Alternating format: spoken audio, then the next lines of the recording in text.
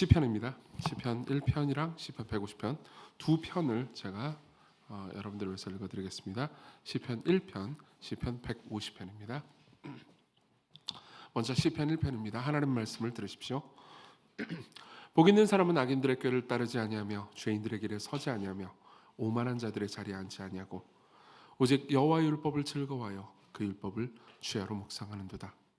그는 시냇가에 심은 나무가 철을 따라 열매를 맺으며 그 잎사귀가 마르지 아니함 같으니 그가 하는 모든 일이 다 형통하리로다. 악인들은 그렇지 아니하며 오직 바람에 나는 겨와 같도다.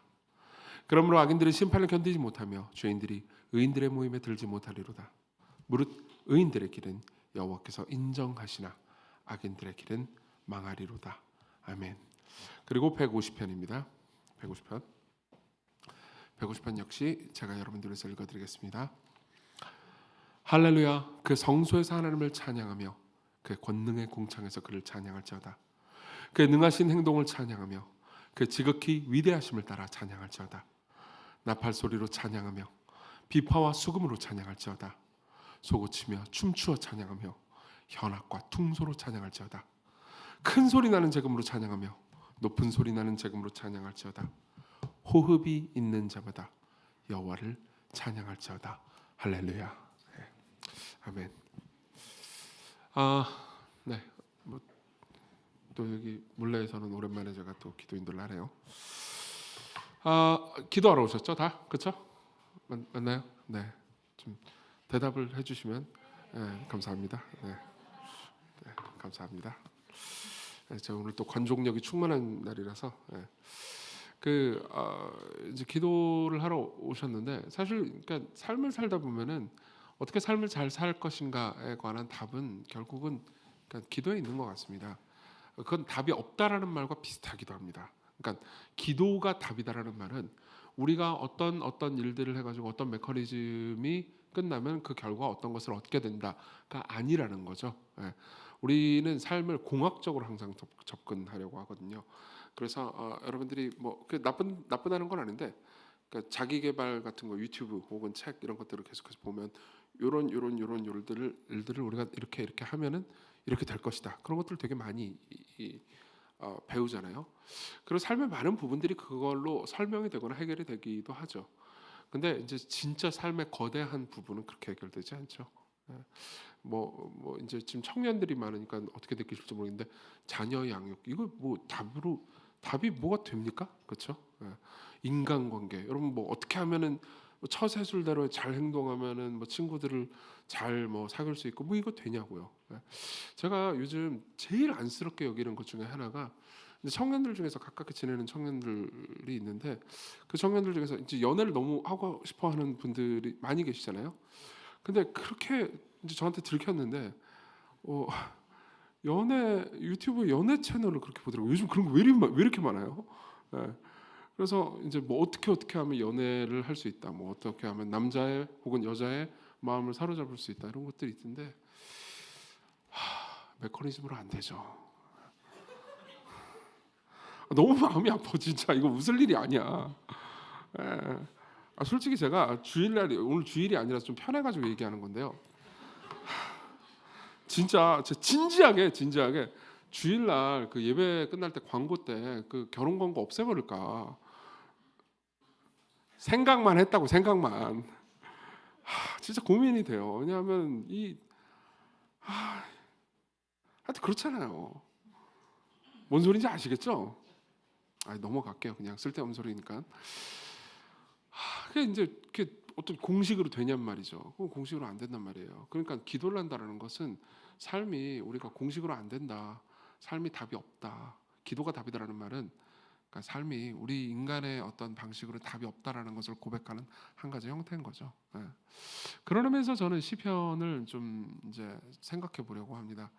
사실 제가 이제 시편을 공부하면서 제일 영향을 받았던 책 중에 하나가 팔머 로버슨이라는 분이 쓴 The Flow of the Psalm이라는 제목의 책이에요.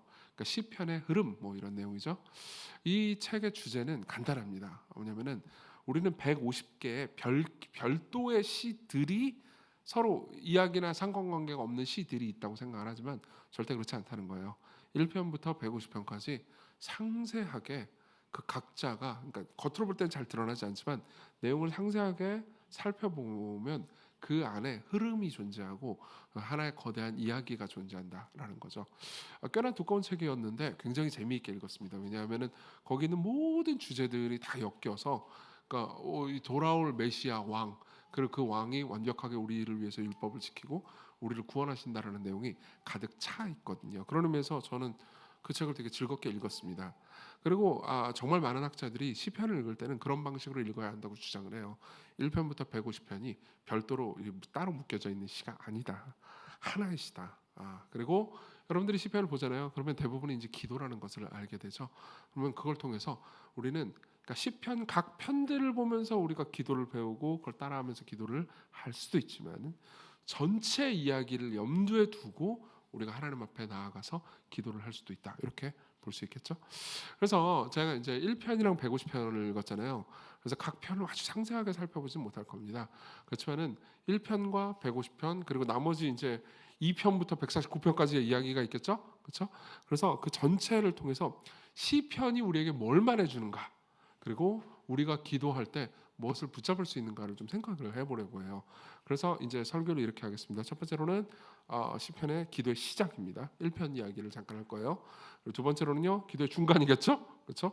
그리고 마지막 시편 150편을 보면서 기도의 끝을 볼 겁니다. 시작, 중간, 끝 이렇게 생각하시면 되겠습니다. 일단 시작부터 생각을 해보죠.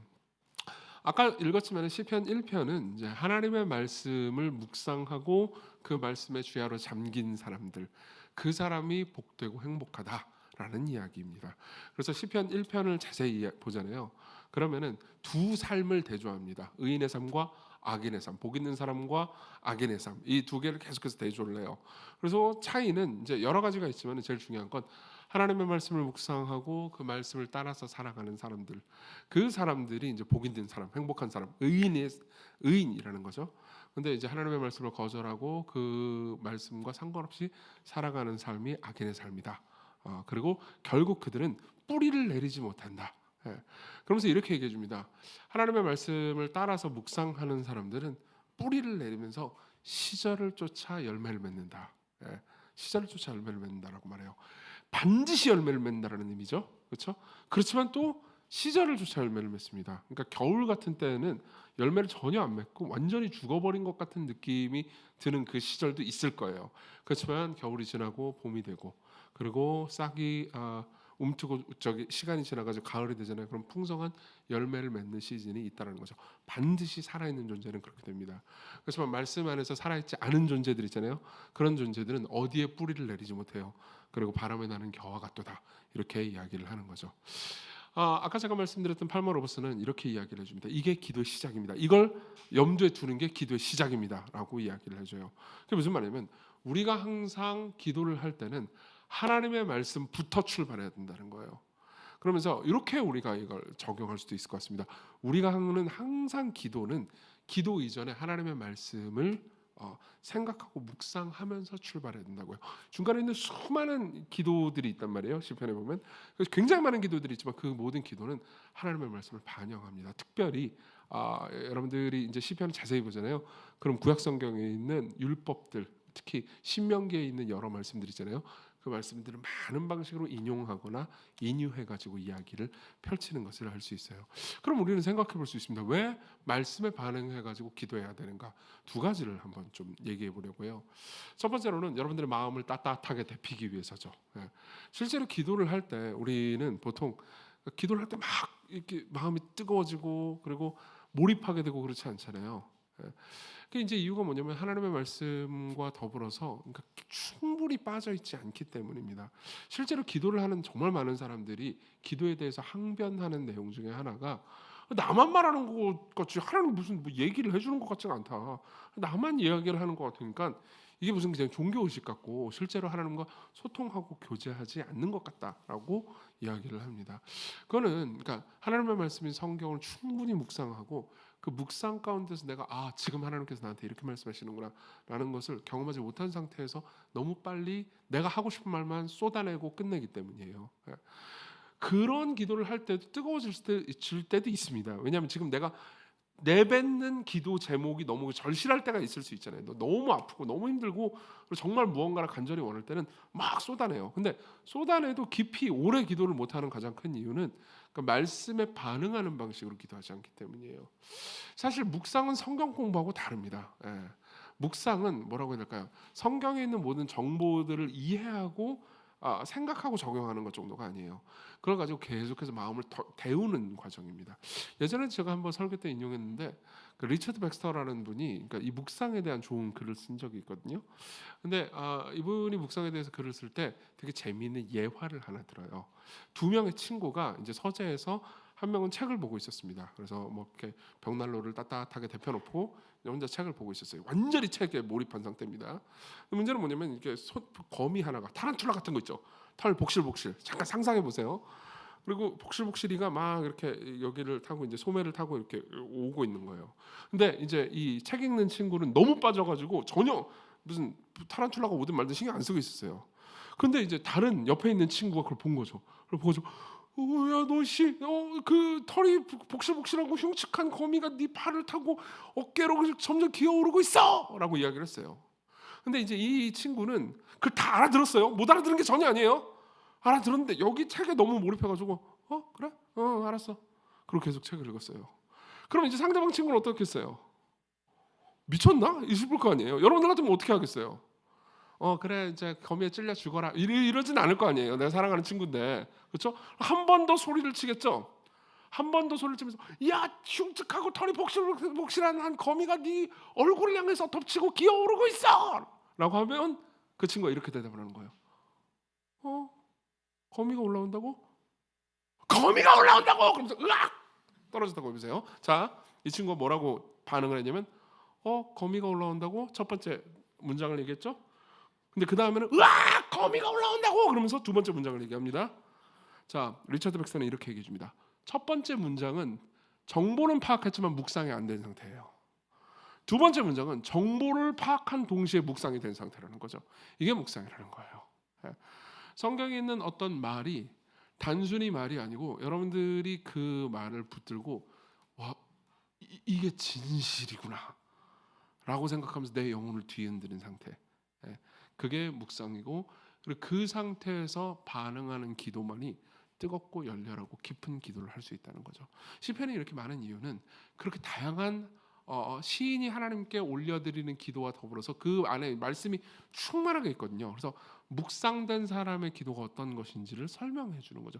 실제로 시편에 있는 수많은 사람들의 기도들 있죠. 그 기도들은 하나님의 말씀을 묵상해 가지고 으악 하면서 기도하는 내용들이라고 생각하시면 된다는 거죠. 그래서 말씀이 정말 필요하다는 겁니다. 우리가 계속해서 말씀 안에 잠기고 묵상하지 않잖아요. 우리는 제대로 기도할 수 없습니다. 또 하나의 이유는 기도를 배우기 위해서입니다. 이건 이제 첫 번째 이유하고 비슷하다고 볼 수 있는데 이렇게 생각해 볼게요. 우리는 기도를 배웁니다. 전부 다 기도를 배우지 않으면 제대로 하지 못해요. 기도는 어떤 의미에서는 모든 영혼을 가진 존재가 자발적으로 하는 일이기도 하거든요. 심지어 무신론자들도 너무 힘들거나 너무 그러면 괴로우면 신이 있으면 좀 내 말에 응답 좀 해봐 이런 식으로 기도를 시도한단 말이에요. 그런데 그런 식의 기도는 지속적일 수도 없고 그리고 뜨거운 기도일 수도 없고 확신이 넘치는 기도일 수도 없잖아요. 근데 이제 여러분들이 기도가 제가 되게 슬픈 것 중에 하나는 많은 신자들이라 하더라도 기도는 인간 영혼이 다 가지고 있는 기능이기 때문에 삶에서 힘들 때 반응하는 방식으로만 항상 환경에 반응하는 방식으로만 기도를 하지 지속적이고 끈기 있고 깊이 있게 기도를 하는 것이 훈련받지 못한 게 되게 안타까운 것 같아요. 사실 근데 신앙생활을 어느 정도 하잖아요. 그럼 어느 정도는 훈련을 받습니다. 예컨대 저를 한번 생각을 해볼게요. 실제로 저는 기도를 할 줄 아는 기도를 하겠죠. 기도를 하는데 제가 하는 이 모든 기도는 누군가로부터 여러 가지 방식으로 기도를 배운 결과입니다. 예를 들면 기도의 자세를 한번 생각해 볼까요?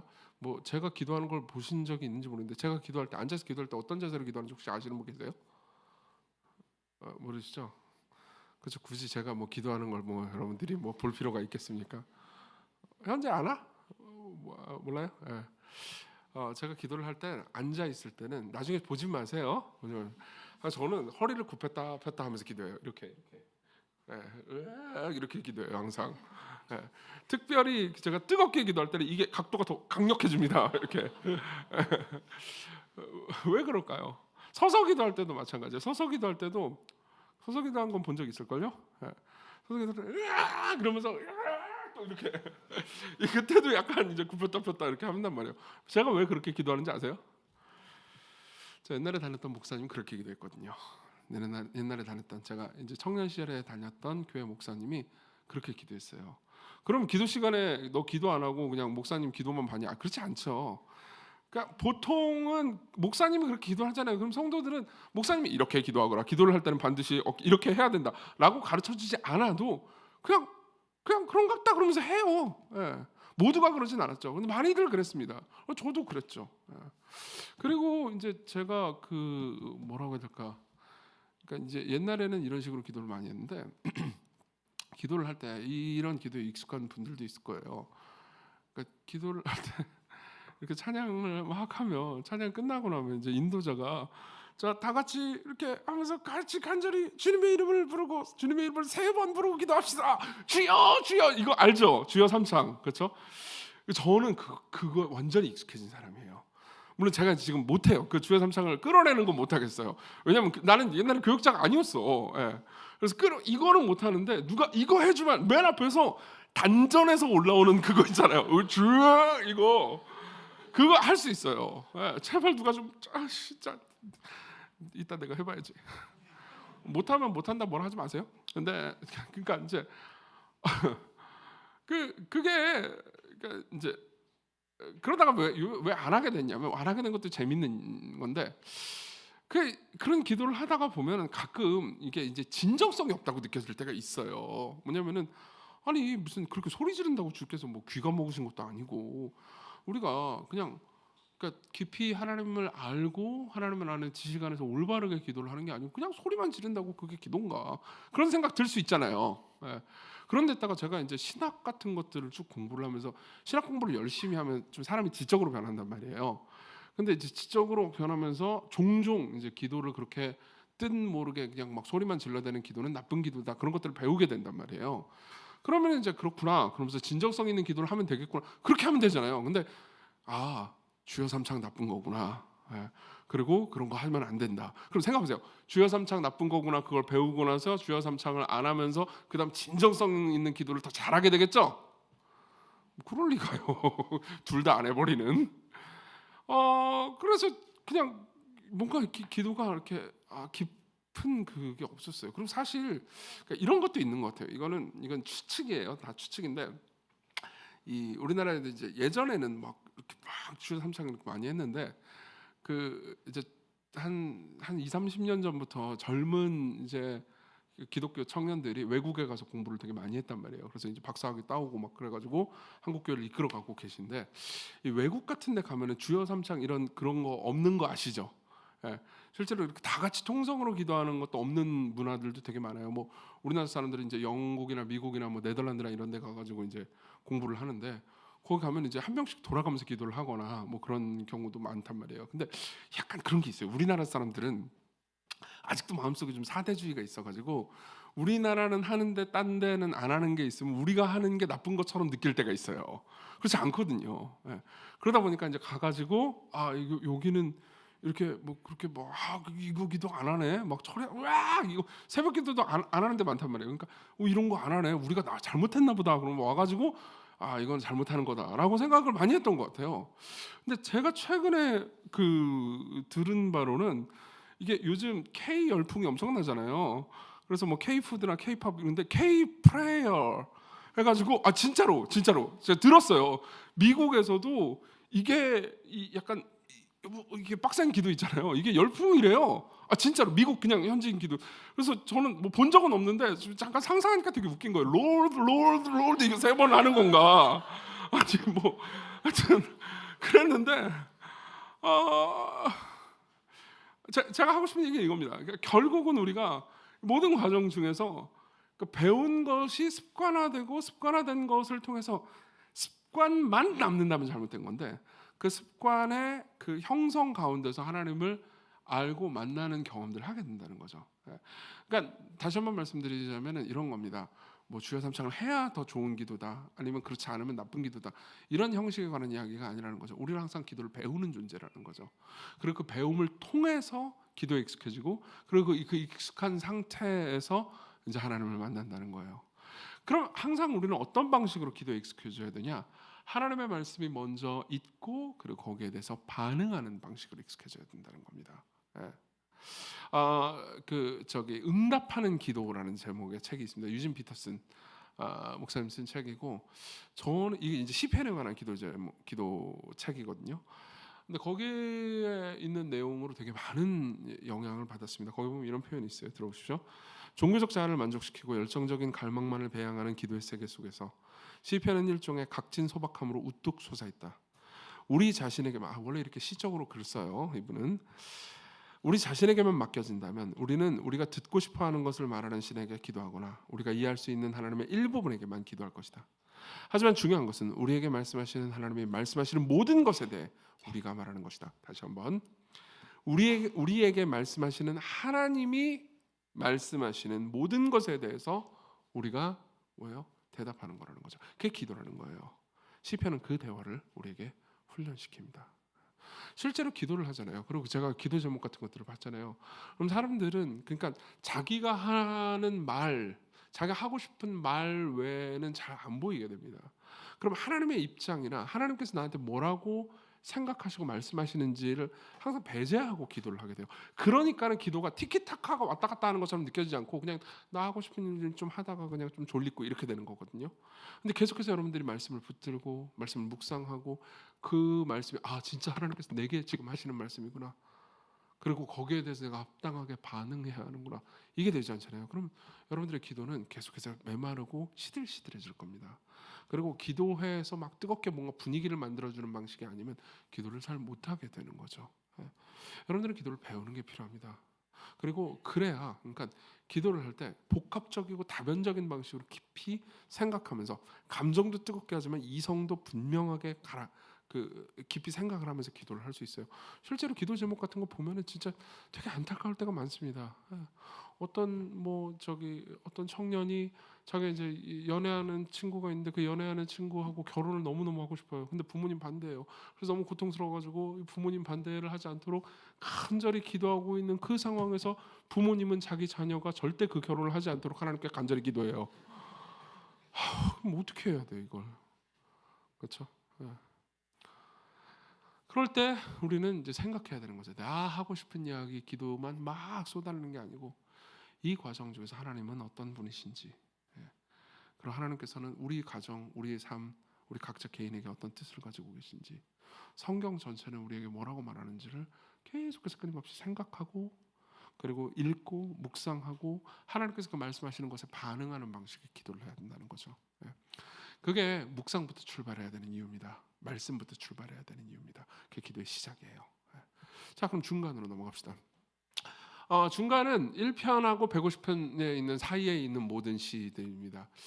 뭐 그 시들의 주제들이 너무너무 많기 때문에 지금 어떻게 다 얘기하겠습니까? 그렇죠? 근데 이제 우리가 기도를 어떻게 할 것인가만 생각해 볼 때 여러분들이 중간에 있는 시들을 생각하면 딱 두 개를 배울 수 있습니다. 첫 번째로는요, 여러분들은 인생을 배웁니다. 예. 그것도 인생이 꽤나 잔혹하다라는 것을 배우게 돼요. 예. 제가 몇 가지 예를 좀 들어가면서 설명을 해드리겠습니다.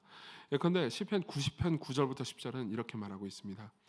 우리의 모든 날이 주의 분노 중에 지나가며 우리의 평생이 순식간에 다하였나이다. 우리의 연수가 70이요 강건하면 80이라도 그 연수의 자랑은 수고와 슬픔뿐이요 신속히 가니 우리가 날아가나이다. 여러분 그거 아세요? 그 똑같은 텍스트라도 내가 나이를 먹어가면서 이 텍스트가 다르게 느껴지는 거 아세요? 예. 그 영화도 여러분들이 20대 때 와 되게 재밌게 봤던 영화 그런 거 있죠. 예. 그런 거 영화를 보다가 그게 이제 30대, 40대 이렇게 보잖아요. 그러면 다 달라져요. 예. 여러분 그 둘리 이런 거 보셨죠? 둘리 그 명작이잖아요. 그 도우너랑 둘리랑, 그럼 거기 보면 거기 안에 보면 고길동님이 계시잖아요. 그 어렸을 때 보면 그 고길동 되게 짜증 나잖아요. 둘리가 하고 싶은 모든 걸 못하게 하잖아요. 근데 나이를 먹으면 어떻게 되죠? 그 어떤 공룡이랑 이상한 놈들이 와가지고 자기 집에서 그냥 무전취식하면서 계속해서 막 사고 치고 그러는데 고길동은 물론 화를 내긴 하죠. 당연히 화는 나지. 근데 다 받아주고 매겨 살려주잖아요. 고길동이 제일 불쌍해. 그러면 참 둘리를 모르시는 분들은 나중에 그런 분도 계실 수 있는데 설마 둘리를 모르진 않겠지. 아무리 옛날 말이라도. 그게 어렸을 때는 저는 고길동이 미웠어요. 근데 지금은 고길동이 제일 불쌍하죠. 그게 뭐죠? 내가 큼으로써 모든 게 달라지는 거잖아요. 제 생각에는 이 시편 90편 9절 10절에 제가 그 20대 때 은혜를 받은 적이 있거든요. 20대 초반에 그 연수의 사랑은 수고와 슬픔뿐이요 신속히 가니 우리가 날아가나이다. 맞아, 내가 벌써 20대 초반이 되었어. 네. 그런데 그때도 진솔했고 진지했고 은혜로웠어요. 그 거짓이 아니었다고요. 지금은 더 느껴져, 진짜. 아마 제 생각에 제가 70이 될 때 은퇴할 때 이 말씀을 보면 와 진짜 시광교회에서의 수십 년 목회가 진짜 날아가 버렸네 생각하면서 이 말씀이 들리겠죠. 그리고 80대가 되면 또 다르게 느껴질 겁니다. 인생을 말해주죠. 그렇죠? 인생 전체가 무엇인지 말해주죠. 또 몇 구절 더 읽어드리죠. 하나님이여 내가 늙어 백발이 될 때도 나를 버리지 마소서. 시편 71편 18절. 이게 아마 젊은 시절에는 그렇게 와닿지 않을 수도 있습니다. 근데 젊은 시절이라 하더라도 그거 아시죠? 이게 좀 약간 여러분들이 젊으니까 이렇게 함부로 말은 못하지만 그 몇 년 전 혹은 10년 전에 비해서 내가 늙었다라고 느낄 때가 있죠. 그렇죠. 제가 20대 친구분들 특히 청년 일부 분들이 이야기를 할 때 요즘 늙어가지고 허리가 계속 아프다고 20대 중반 분들이 이야기를 할 때가 있거든요. 그러니까 이게 피식이 나오는데 거기서 피식을 하면 안 될 것 같아가지고 꼭 참는단 말이에요. 근데 그 사람이 허리가 아픈 건 진심이야, 그렇죠? 그리고 늙은 것 역시 진심이에요. 앞으로 계속 인생 전체를 통해서 느낄 거예요. 인생이죠. 시편 80편 5절부터 6절 주께서 그들에게 눈물의 떡을 먹이시며 많은 눈물을 마시게 하셨나이다. 우리를 우리 이웃에게 다툼거리가 되게 하시니 우리 원수들이 서로 비웃나이다. 이거는 어떤 맥락이냐면 이스라엘 공동체가 바벨론에 팔려간 거예요. 그래가지고 공동체 전체가 너무 절망에 빠진 상황에서 울고 괴로워하는 거죠. 실제로 여러분들이 삶에서 겪는 잔혹함과 고통은 여러분 개인에게 있는 불행뿐만 아니라 여러분들이 소속된 공동체에 있는 불행도 마찬가지입니다. 여러분 개인이 어렵지도 않고 내 일도 잘 되고 잘 먹고 잘 살고 내 가족도 괜찮고 모든 게 화목한데도 불구하고 분명히 삶을 살다 보면 여러분들 이미 그런 경험을 하신 분도 있을 거고 앞으로 언젠가 그런 경험이 없기를 바라지만 하실 분도 계실 건데요. 공동체만 가면 교회만 가면 미쳐버릴 것 같다. 내 삶이 너무 고통스럽다. 그런 경험을 하실 수도 있어요. 모든 다윗도 그런 경험을 했고요. 모든 하나님의 백성들은 인생 전체를 통해서 교회와 공동체를 통해서 사랑받고 키워짐과 동시에 교회와 공동체 때문에 마음이 상하고 괴로운 경험들을 다 하게 됩니다. 그건 가족도 마찬가지죠. 가족이 없이 여러분들이 살아갈 수 있습니까? 없습니다. 근데 가족 때문에 눈물을 흘리고 고통스러워하고 괴로우는 순간들을 경험하게 되죠. 우리 신앙생활을 했던 모든 선배들은 다 이런 것들을 경험했던 거예요. 또 읽어드리겠습니다. 시편 3편 1절 여호와여 나의 대적이 어찌 그리 많은지요 일어나 나를 치는 자가 많으니이다. 이거 진짜 슬픈 말씀이에요. 이게 시편에 다윗이 한 말이거든요. 근데 여러분들 다윗의 시를 보면은 나를 치는 대적이 어찌 그리 많은지요 이런 시 진짜 많거든요. 근데 시편 3편이 제일 슬퍼요. 왜냐하면 여기서 나의 대적은 누구냐면 자기 아들 압살롬이거든요. 문맥상. 이게 어찌 그리 많은지요. 이게 이런 의미인 거죠. 지금까지 인생을 살면서 엄청난 대적들이 있었어요. 사울도 있었고 블레셋도 있었고 수많은 외적들이 있었단 말이에요. 근데 이제 적이 얼마나 많으냐면 하다 못해서 내 아들도 나를 적으로 여기고 나와 나를 죽이려고 한단 말이에요. 그럼 당연히 이런 생각이 들겠죠. 아이고 왜 이렇게 적이 많냐 인생에. 심지어 내 아들마저도 나를 죽이려고 하네. 그렇죠? 근데 시편 3편이 슬픈 게 뭔지 아세요? 그 학자들이 모두가 시편 3편을 연구하면서 지적하는 건데 다른 시들은 대적에 대해서, 특히 다윗이 대적에 대해서 이야기를 할 때 저 대적 죽여주세요, 막 벌해주세요, 막 저주받게 해주세요, 이 얘기 진짜 많이 나오거든요. 여러분 시편 보다 보면 저주를 선언하거나 저주를 내려달라는 시편 진짜 많잖아요. 근데 시편 3편은 그런 말이 없어요. 예. 왜 그럴까요? 아무리 대적이라도 어떻게 아들을 저주합니까? 그렇죠? 그러니까 더 슬프죠. 이게 인생에서 겪는 아이러니와 고통이기도 하죠. 또 하나 더 읽어드릴게요. 69편 8절, 내가 나의 형제들에게는 객이 되고 나의 어머니에게는 낯선 사람이 되었나이다. 예. 형제들한테 손님이에요. 그러니까 형제간의 불화예요. 그리고 어머니의 아들, 자녀. 그죠? 어머니의 자녀는 누구죠? 형제잖아요. 이게 둘 다 똑같이 형제예요. 예. 그러니까 형제와 지금 불화하고 형제에게 버림받고 형제와 계속 싸우고 있는 거예요. 예. 아마 그 청년분들은 그런 게 많지는 않겠지만, 청년분들 같은 경우에는 부모님이 이제 부모님의 형제들, 여러분들 입장에서 이제 삼촌 이모들 하고 연을 끄는 그런 가족들을 본 아직도 계실 거예요. 예. 그러면 인생에서 그런 일들이 빈번하고 흔하고, 그리고 그 가운데서 인생에서 겪고 있는 고통 중에 하나인 거죠. 예.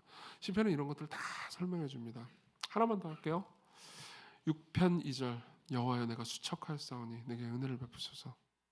여호와여 나의 뼈가 떨리오니 나를 고치소서. 나의 영혼도 매우 떨리나이다. 여호와여 어느 때까지입니까? 이거는 이제 뭐냐면은 육체적 고통이에요. 몸이 너무 아픈 거예요. 아파가지고 너무 괴로운 거죠. 이때는 진통제도 없을 때잖아요. 사실 삶을 살다 보면 그러니까 육체적 고통을 겪을 때가 있죠. 그 뭐 2년 전에도 시건교회 계속 다니신 분들은 아시겠지만은 제가 2년 전에 수술을 한 번 했었거든요. 뭐 큰 수술은 아니었어요. 그냥 쓸개 빼는 수술이었는데, 그 쓸개 빼는 수술을 하면 이제 수술을 해야 된다는 걸 제가 알면 뭐 후기 검색하잖아요. 담낭 제거술 아픈가 뭐 이런 거 검색한단 말이에요. 담낭 제거술 통증 이런 거 검색해요. 그러면 이제 후기들이 겁내 많아요. 겁내 많은데 대부분의 후기들이 뭐 그 별거 아닌 수술이랍니다. 그렇게 담낭 제거를 하다니 이렇게 방탕하게 살았군요. 똑바로 살지 그랬냐. 뭐 대부분 이런 내용들이에요. 그래서 그렇구나. 그러면서 보다가 대부분이 이런 내용이에요. 담낭 제거술 별로 안 아픈데 그냥 수술 갔다 와서 이렇게 몸이 깨면 그 다음에 좀 아프다. 뭐 이런 내용인데, 저는 이제 그거 보면서 이런 생각을 했어요. 나는 근데 삶에서 고통을 좀 잘 참는 편이니까, 또 육체적 고통을 잘 참는 편이니까 뭐 그렇게 아프진 않겠군. 남들이 이 정도 아프다고 하면 나는 거의 안 아플 거야라고 생각을 했어요. 자, 그러고 나서 수술을 받았죠. 수술이 끝나고 나서 이제 깼어요. 그러니까 그 마취가 깼어요. 이제 우와, 야 진짜 세상에 태어나서 그렇게 끔찍한 아픔은 처음인 거예요. 으악, 그러니까 소리가 으악이 나오는데. 으악! 진통제 놔주세요. 진통제 놔주세요. 그러니까 예, 진통제 놔드릴게요. 펜타닐 놔드릴게요. 펜타닐 제일 세대요. 펜타닐 놔드릴게요. 그런데 펜타닐 부작용이라는 게 있대요. 펜타닐 부작용이 뭐냐면 토하면은 부작용이에요. 근데 놓고 나서 이제 이게 약이 들어야 되는데 제가 토한 거예요. 예. 그러니까 죄송해요. 너무 실감나게 얘기했지. 으악 토하고 했는데, 그러니까 이제 더 이상 그걸 줄 수 없대요. 그럼 나는 그러면 진통제가 없나? 없어요. 참으세요. 미쳐버릴 것 같은 거예요. 예. 그리고 나서 제가 이제 결국은 이제 돌아왔죠. 한 6시간 지나니까 이제 그다음부터 통증이 없어지더라고요. 그러면서 제가 우리 교회에서 그 전전주에 수술한 분이 한 분 계셨거든요. 근데 그 전전주에 수술한 분한테 제가 전화해가지고 아이고 아프셨죠, 고생하셨죠, 기도합니다, 기도했습니다. 앞으로 뭐 몸조리 잘하세요. 되게 약간 습관적으로 얘기했어요. 그래서 진짜 너무 미안한 거예요 그분한테. 그래서 전화를 다시 했어요. 예. 전화를 다시 해가지고 진짜 죄송하다고. 병원에 있어 보니까 이거 링겔 꼽는 거 그거마저도 아프고 고통스러웠다고. 근데 그런 거 제가 못 알아줘서 너무 죄송하다고. 예, 그렇게 얘기를 했거든요. 그 사람이라는 게 그렇게 겪어봐야 되는 것 같아요. 예.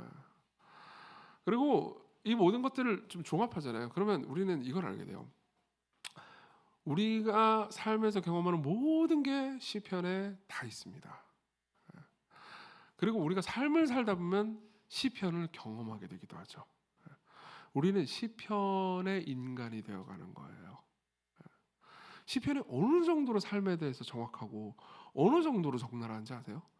실제로 시편을 연구하는 학자들이 되게 흥미롭게 해서 관찰한 장면이 있어요. 여러분 보세요. 삶에서 힘들고 고통스러울 때 하나님께 말을 해요, 안 해요? 하죠. 예. 원망이라도 막 쌍욕도 하고 그러더라고요. 진짜 나쁜 놈들. 저도 이제 원망 많이 했어요. 근데 막 원망하면서 말을 하는데, 자, 삶에서 다음 삶에서 모든 게 잘 되고 행복하고 막 잘 나갈 때 하나님께 말을 해요, 안 해요? 하는 착한 분들도 분명히 계시겠지. 예. 근데 어느 쪽에 말을 더 많이 할까요? 예, 힘들 때 말을 훨씬 많이 하겠죠. 퀴즈. 시편에 모든 게 잘 돼가지고 하나님 너무 감사합니다라는 시가 많을까요? 힘들어 죽겠습니다 하나님 왜 이럽니까? 언제까지입니까? 이 시가 많을까요? 퀴즈 뭐가 많을 것 같아요? 다 너무 쉽죠. 시편 읽어본 사람은 다 알아요. 예. 모든 학자들이 이걸 지적합니다. 진짜 시편은 인생을 적나라하게 드러내고 있다고요. 예. 그렇죠. 여러분들의 인생 정말 적나라하게 드러내고 있어요. 우리가 뭐 좋은 일, 인생 잘 풀린다고 감사합니까? 그냥 다 내가 잘나가지고 그런갑다. 아니면 그냥 이 모든 게 당연한갑다라고 생각하면서 살다가 힘들면 하나님한테 이제 호소를 하는 거죠. 그래서 우리는 시편을 통해서 뭘 배울 수 있냐? 삶을 배울 수 있고 나를 배울 수 있습니다. 죄를 배울 수도 있고요, 고통을 배울 수도 있죠. 그러면 시편이 인간만 가르쳐 주는 거냐? 아니에요. 시편은 하나님을 가르쳐 줍니다. 하나님을 가르쳐 줍니다. 제가 이제 교리학교를 지난 학기 이번 학기 쭉 하는데, 교리학교를 보면 신론이 있어요. 신론. 지난 학기에 교리학교 때, 작년 가을에 교리학교 때 했는데, 신론에서 제일 많이 인용되는 게 시편이에요. 하나님은 어떤 분이십니다. 하나님은 이런 분이십니다. 하나님은 저런 분이십니다. 라는 그 풍성한 표현이 시편에 제일 많이 나옵니다. 왜냐하면은 그런 인생 앞에서 인간은 계속해서 도대체 당신은 누구십니까? 라는 질문을 안 할 수가 없어요. 그리고 그 하나님이 어떤 분이시다라는 것을 붙잡고 살아야 삶을 살아낼 수 있었던 거예요. 그러니까 생각해보면 이런 지식 때문에 삶을 또 버틸 수 있는 거죠. 이런 것들을 깊이 누리잖아요. 그러면 저는 요즘 이런 생각도 많이 들어요. 야, 진짜 기도 없이 어떻게 사냐 인간이. 인간이 기도 안 하고 어떻게 사냐. 그 제정신으로 살 수 있을까? 나 같으면 미쳐버릴 것 같은데? 라는 생각이 들죠. 몇 구절 인용해 드릴게요. 시편 102편 25절부터 27절입니다. 주께서 옛적에 땅에 기초를 두셨사오며 그 모든 인간의 것들은 다 옷같이 낡으리니 그러나 주는 한결같으시고 주의 연대는 무궁하리이다. 그러니까 인생에서 정말 많은 것들이 변해도 하나님은 한결같고 하나님은 무궁합니다. 영원합니다. 이런 것들을 보게 되는 거죠. 그러면 어떻게 돼요? 어떻게 되겠뇨? 삶에서 막 많은 것들이 변하는 것에 대해서 초연해집니다. 제가 요즘 제일 관심 있는 것 중에 하나가 AI거든요. 여러분 AI 관심 있는 분들이 있을 거예요. AI 관심 있는 분들이 유튜브를 보잖아요. 그럼 유튜브에 정말 많은 AI 전문가님입니다. 이런 분들이 많이 등장하거든요. 뭐 듣는 건 나쁜 게 아닙니다. 뭐 들으세요. 좋습니다. 근데 이제 AI 전문가 분들이 이야기하는 모든 유튜브에는 일종의 내러티브가 있어요. 어떤 내러티브냐면 지금 우리는 불확실성의 세계에 살고 있습니다. 옛날에도 그랬어요. 근데 지금 특별히 불확실해졌습니다. AI의 등장 때문입니다. 어떤 직업이 어떻게 없어질지 모릅니다. 그리고 뭐 나중에 여러분 유튜브에 검색해 보세요. AI 시절 살아남는 직업 뭐 이런 거 있죠. AI 시절 살아남는 인재 뭐 이런 거 있죠. 겁내 많아요. 그럼 그거를 연달아 세 편만 들어보세요. 여러분들은 두려움에 미쳐버릴 거예요. 그렇죠? 이 변하는 세대, 지금 내가 하는 공부가 다 바보 멍청이 공부, 쓸데없는 공부가 아닐까? 그 모든 영상의 이면에는 뭘 건드리는 게 있냐면 여러분들 모두는 내가 쓸모없는 사람이 되고 싶지 않아. 그렇죠? 나 쓸모 있는 사람 되고 싶단 말이에요. 의미 있고 가치 있는 사람이 되고 싶어요. 사실 모든 인간의 마음속 깊은 곳에는 누군가에게 잘하였도다, 착하고 충성된 종아 라는 말을 듣기를 간절히 원하는 마음이 있어요. 근데 여러분들이 회사도 아니 그나마 회사라도 갔으면 다행이지, 회사도 못 가가지고 나한테 잘하였도다, 착하고 충성된 종아라고 말해줄 사람이 없는 그게 너무 두려워요. 그러다 보니까 AI가 뭐가 어떻고 AI가 뭐가 어떻고, 그리고 이놈의 AI가 발전 속도가 막 무슨 회사에서 몇 버전 몇을 내놓고 무슨 회사에서 버전 몇을 내놓고 AI가 지 혼자 일을 한대요. 나는 아무것도 아니에요. 바보 멍청이 이렇게 되면은 너무 두렵죠. 그리고 이 세상의 변화 속도가 너무 빨라가지고 미쳐버릴 것 같잖아요. 근데 그때 붙잡는 거예요. 그것들은 다 옷같이 낡으리니 그러나 주는 한결같으시고 주의 연대는 무궁하시리다. 생각하는 거죠. 궁극적으로 잘하였도다, 착하고 충성된 종아라고 말씀하실 분은 그분이시구나. 그걸 붙잡아야 시편 기자들이 정신줄을 잡을 수 있었던 거예요. 또 읽어드릴게요. 90편 4절, 주의 목전에는 천년이 지나간 어제 같으며 밤의 한순간 같을 뿐임이니이다. 삶에서 고통의 순간들이 오면은 이 고통이 빨리 안 지나가고 막 너무 오랜 기간 같아요. 사실 이게 고통이 3일 4일만 가도 그 미쳐버릴 것 같은 순간들이 참 많습니다. 그러니까 저는 특별히 이제 제 아내가 저한테 알려준 건데, 관계가 어그러지면 되게 힘들어요. 저는 관계가 진짜 취약한 사람인 것 같아요. 그 관계 중심적이라기보다는 뭐 워커홀릭이고 일 많이 하는 사람처럼 보이잖아요. 그것도 사실인데, 그거는 이제 몇몇 분들이 웃으시는데 그 사실이에요. 사실인데 누가 특히 제가 가깝게 두고 정말 가까운 사람들하고 관계가 오그라지잖아요. 그러면 잠을 못 자거든요. 근데 뭐 한 이틀 3일 후에 화해해도 그 이틀 3일이 막 미쳐버릴 것 같을 때가 있어요. 그러면 이제 그런 말씀 붙잡고 사는 거죠. 주의 목전에는 천년이 지나간 오늘 같으며 밤의 한순간 같을 뿐임이다. 아이고, 하나님 좋겠네요. 저는 이틀이 미쳐버릴 것 같은데 라고 생각하는 게 아니고, 맞아요, 이 모든 것들이 또 지나가겠죠. 한 구절 마지막으로 하나 더 읽어드릴게요. 139편 1절부터 4절, 여호와여, 주께서 나를 살펴보셨으므로 나를 아시나이다. 나의 모든 길과 내가 눕는 것을 살펴보셨으므로 나의 모든 행위를 익히 아시오니, 여호와여, 내 혀의 말을 알지 못하시는 것이 하나도 없으시나이다. 이 말은 한편으로 여러분들의 마음속을 다 아신다라는 거니까 두렵고 무섭기도 하잖아요. 그렇죠? 근데 또 다른 한편으로 여러분, 내 스스로도 내가 누군지 잘 모르는 경우가 있죠. 그렇죠? 그리고 예컨대 여러분들이 누군가와 의사소통을 하면 내 진심을 다 잘 전달할 수 있나요? 그거 안 되는 경우가 많아요. 둘이, 그것도 이해가 좀 충돌되는 당사자가 대화를 하잖아요. 그러면 대화를 쭉 하면서 소통을 하면은 이 모든 걸 합의할 수 있을 거라고 생각하지만 그거 쉽지가 않습니다. 왜냐면 각자 이해가 달라가지고 쉽지가 않고, 그리고 우리는 다 말을 못해요. 우리는 진짜 끔찍하게 말을 못해요. 저도 그래요. 저 말 잘하잖아요. 그렇죠. 말 잘해요. 저 원고도 안 보고 이렇게 말 잘합니다. 근데도 불구하고 어떤 이해를 관철시키거나 오해가 있거나 이 문제에 대해서 깊이 해결하기 위해서 상대방이 하는 말을 듣고 제가 무슨 말을 하려고 할 때는 뭐 왜 이렇게 말을 못해? 그럼 항상 우리는 그 말을 해서는 안 되는 그 말을 해버리잖아요. 그죠? 하고 나서 후회를 하잖아요. 그 말을 했었어는 안 되는데, 근데 그때 내가 그 말을 할 때 진심이 그게 아니었는데 라는 생각과 동시에, 근데 그 정도의 말도 못하나? 라는 생각도 하는 거죠. 다 그렇잖아요. 여러분 다 경험했던 거죠. 그러면은 사실 우리는 내 진심이 뭔지도 모르겠고, 그리고 내가 누군지도 모르겠는 경우가 있죠. 나도 모르겠는데 내 진심과 내 진정성을 상대방한테 어떻게 납득시키냔 말이에요. 그러면은 이 모든 걸 아시는 분이 한 분 계시다라는 것은 위로죠. 전지한 분이 존재한다. 그건 우리에게 구원입니다. 전지한 당신이 내 진심을 아십니다.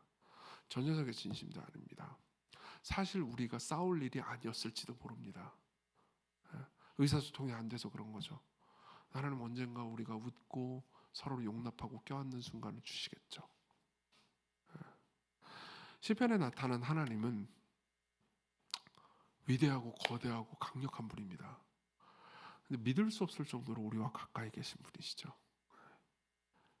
이게 삶 전체예요. 이게 기도의 중간입니다. 2편부터 149편이 하나님과 인생에 대해서 말하고 있어요.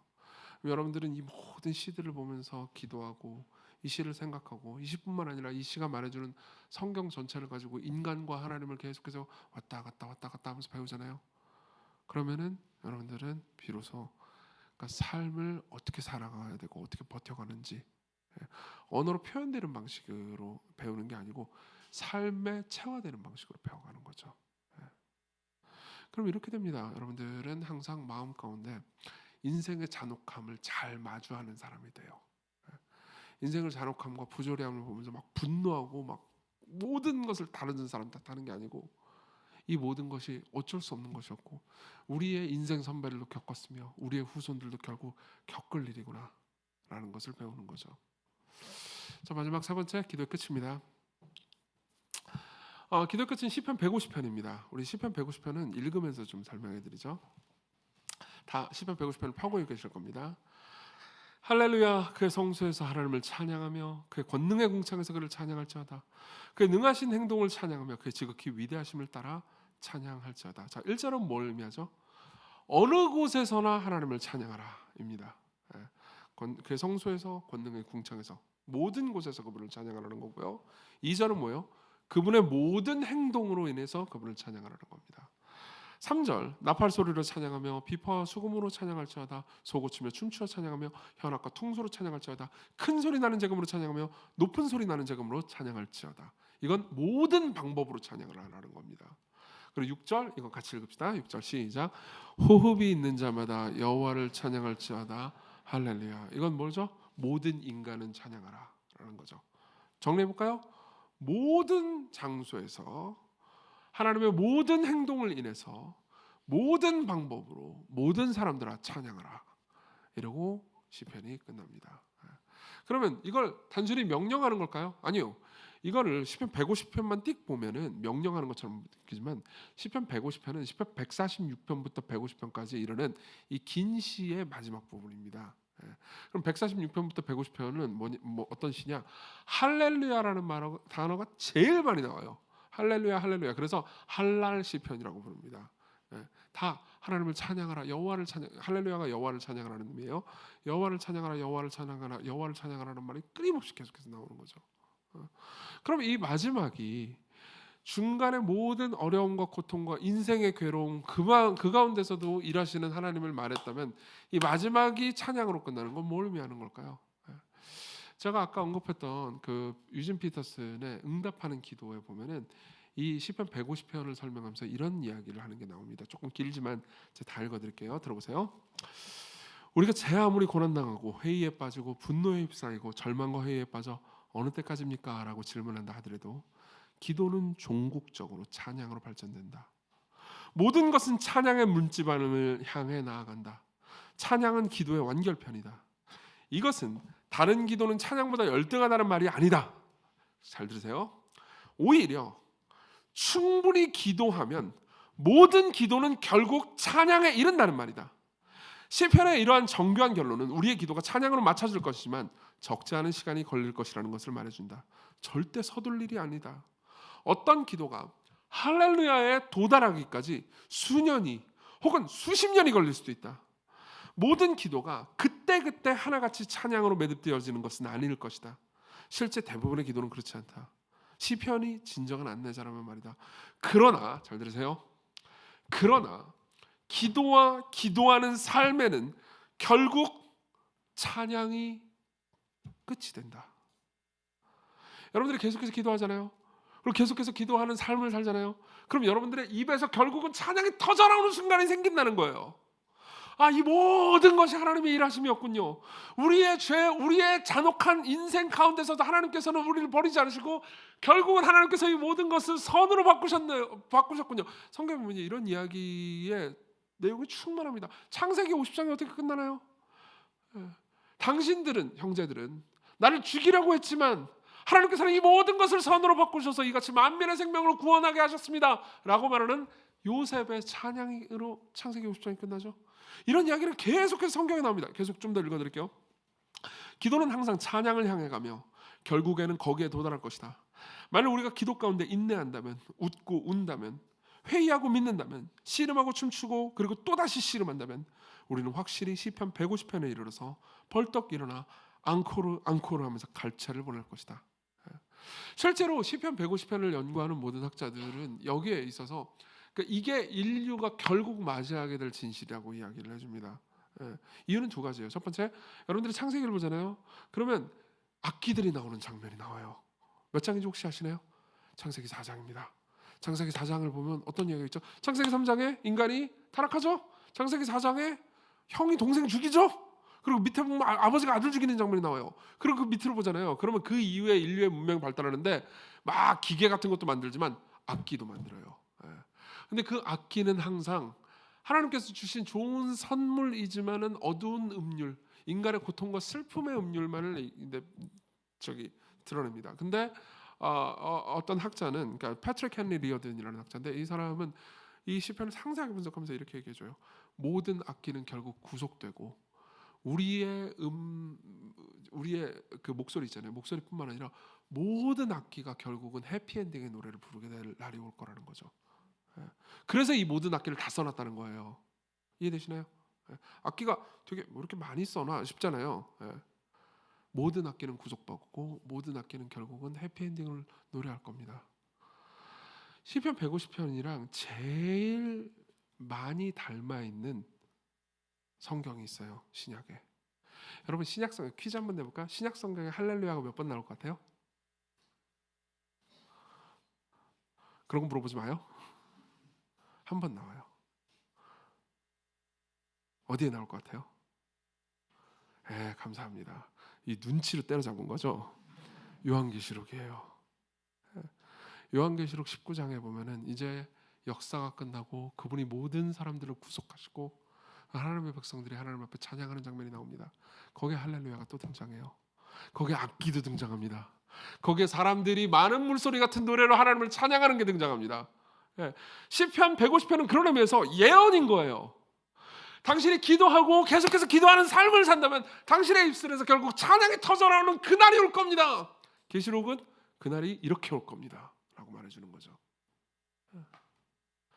여러분, 예수 그리스도께서 이 모든 것의 중심이 된다는 것이 시편 150편하고 계시록 19장의 결정적인 차이점입니다.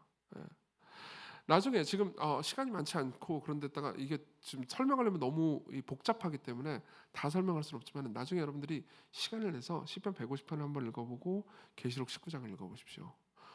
비슷해요. 진짜 비슷해요. 너무너무 비슷합니다. 근데 차이가 하나 있어요. 뭔지 아세요? 시편 150편은 여호와를 찬양하라 여호와를 찬양하라 할렐루야 할렐루야 그러면서 하나님을 찬양하거든요. 근데 계시록 19장은 누구를 찬양하는지 아세요? 어린 양을 찬양하라. 아주 구체적으로 삼위 하나님 중에서 성자 하나님을 지칭하면서 찬양하라고 말합니다. 왜 그럴까요? 왜 그럴까요? 답은 간단합니다. 우리는 이제 계시록에 이르러서야 그냥 하나님이 우리를 위해서 일하신 게 아니고 그 하나님 중에서 성자께서 우리의 삶을 사셔서 우리 인생을 경험하시고 이 시편의 모든 삶을 다 사셨다는 것을 알기 때문이에요. 자, 생각해보세요. 그분이 어떤 분이죠? 그분이야말로 계속해서 말씀을 묵상한 분이었습니다.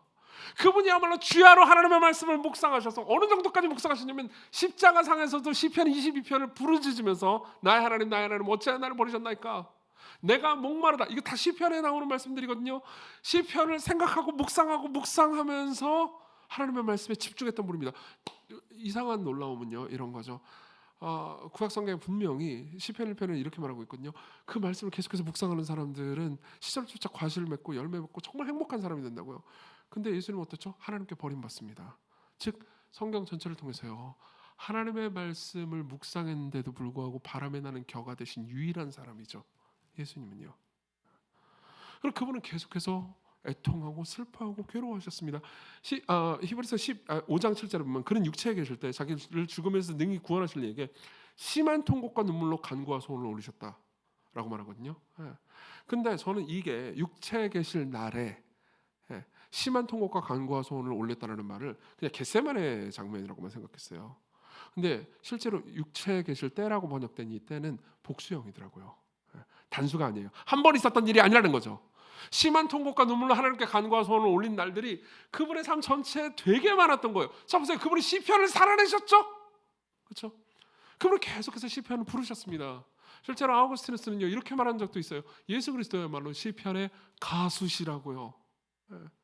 자, 근데도 불구하고 그분은 그 절망 가운데서도 완전히 절망하지 않으셨습니다. 왜냐하면 자신을 부활시키고 자신을 맞아주실 성부 하나님을 기대했던 거죠. 그래서 어떻게 됐죠? 그분은 부활했습니다. 그리고 승천했죠. 그리고 하나님을 찬양함과 동시에 자기의 모든 백성으로부터 찬양을, 할렐루야라는 이름의 찬양을 받습니다. 예. 그분은 진정으로 시편적 인간이셨죠. 월터 브루그만이라는 사람이 한 말입니다. 되게 멋있는 말이죠. 시편적 인간. 그러면서 브루그만은 이렇게 얘기해 줍니다. 시편적 인간의 특징이 뭔지 아십니까? 시편적 인간은 인생의 잔혹함과 고통을 마주합니다. 그렇지만 절대로 거기에 절망에 빠지지 않아요. 기도하고 기도하고 또 기도합니다. 기도 응답이 당장 내가 원하는 방식대로 이루어지지 않는다고 해도 낙심치 않고 계속해서 기도합니다. 왜냐하면 끝에 내 입술에서 할렐루야가 터져나올 날이 있다는 것을 분명히 믿기 때문이에요. 같이 찬양 부릅시다. 네. 저는 어려운 찬양이 아닌 쉬운 찬양을 골랐습니다. 이곳에 생명샘 솟아나 눈물 골짝 지나갈 때 머자나 열매 맺히고 웃음소리 넘쳐나리라. 꽃들도 구름도 바다도 넓은 바다도 찬양하라 찬양하라 예수를.